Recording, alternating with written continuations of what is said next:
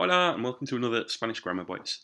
I'm going to talk about something that used to confuse me a lot in Spanish when I was learning, and that's the past tense, because Spanish has two commonly used simple past tenses, and that's the preterite and the imperfect, and they're used in slightly different ways. So, first of all, let's talk about the past. I'm going to take a verb to sing in English. Nice, easy verb. Now, we can talk about singing in the past by I sang, which is really simple. We can also say I was singing, which stresses a more continuous aspect, so something was going on, not finished. And I used to sing, which is talking about habits in the past.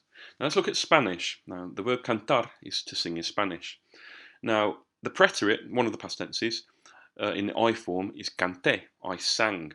Now, after this, I've put una canción ayer, so I sang a song yesterday, because the preterite is used to stress once only, so you did something and finished it. So I sang a song yesterday, and that was it. I did it.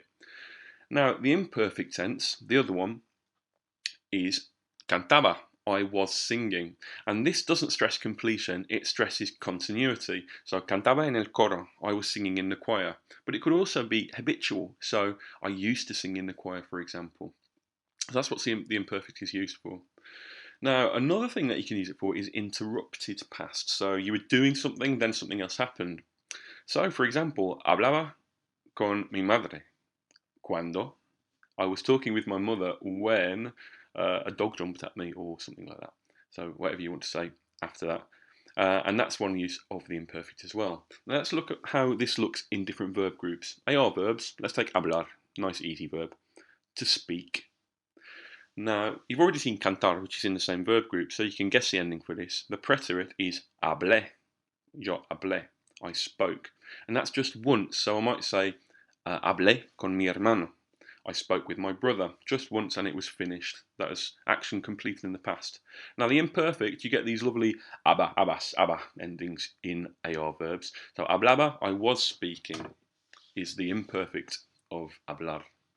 Now, let's look at comer, which is an ER verb, to eat. These are slightly different to AR verbs. The endings are a little bit different. The preterite, I ate, is comí. So that's just once. You ate something, it's gone, it's in your stomach, so that's over. But the imperfect is comía, which is I was eating, I used to eat, I did eat, I would eat in the past, and so on. So habitual, length of time. IR verbs, now this is handy, they're actually the same endings as ER verbs. So let's take recibir, which is to receive. There's un regalo. Now, recibí is the preterite. I received, so maybe on Christmas Day I received a gift, and that was done.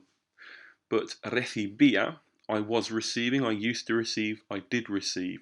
And there's that kind of continuation or habitual action in the past there. And if you look, really handy thing, the sets of endings for ER and IR verbs are the same. So that always helps in Spanish, which is a language with so many endings. So hopefully that will clear up some confusion.